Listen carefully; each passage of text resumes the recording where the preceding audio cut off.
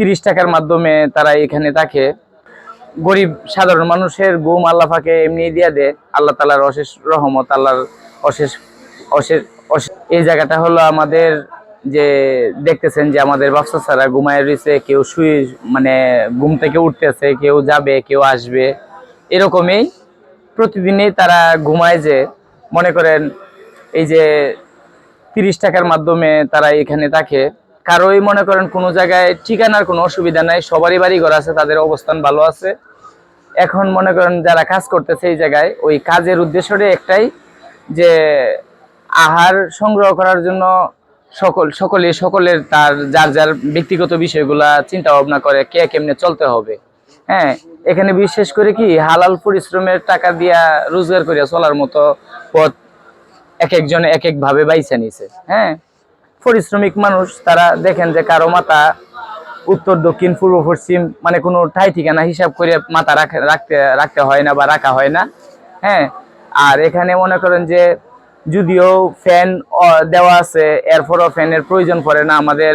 আর মনে করেন যে এখানে যারা ঘুমাইছে তারা যদিও ঘুমাইতে মনে হইতেছে খুবই কষ্ট হইতেছে, আসলেই কিন্তু কষ্ট না, আল্লাহর এমনই একটা রহমত।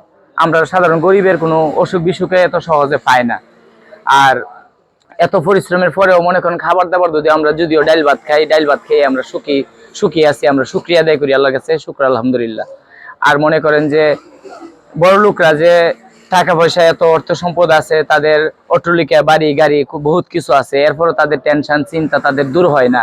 হ্যাঁ, তারা মনে হয় কি যে পিছন থেকে আইসে কে জানি মেরে ফেলবে, কারো যেন ওই টাকা পয়সার অর্থ সম্পদের বিষয় নিয়ে চাপাচাপি দিবে, প্রেশার দিবে, এরকম মনে হয়।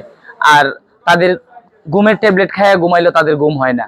আর আমরা সাধারণ মানুষ ঘুমিয়ে থাকি, যেমন ওই পরিশ্রমিক মিন্তির কাজ করি, আমি চানাচুরের ব্যবসা করি, কারণ বাজার আল্লাহ পাক রব্বুল আলামিনের অশেষ দয়া আমি এইভাবে ভালো আছি, শুকরিয়া। আমার 3টা মেয়ে, তাদেরকে নিয়ে আমি সুখেই আছি, আমার সংসারটা ভালোভাবে চলতেছে।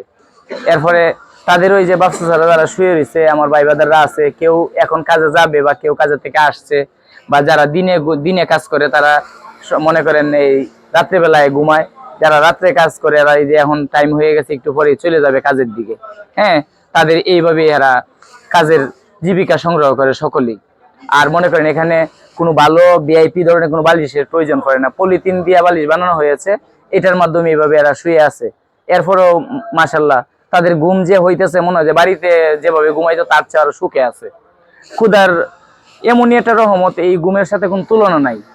কি মশায় কামড়াইলো না, মশায় ধরলো না, নাকি সারফুকা আছে, ওইটা তো এত ভিআইপি পরিষ্কার পরিচ্ছন্নতা রাখা সম্ভব না। আমরা আছি একটু কষ্টের ভিতরে, কষ্টের মধ্যে আল্লাহ সুখে রাখে।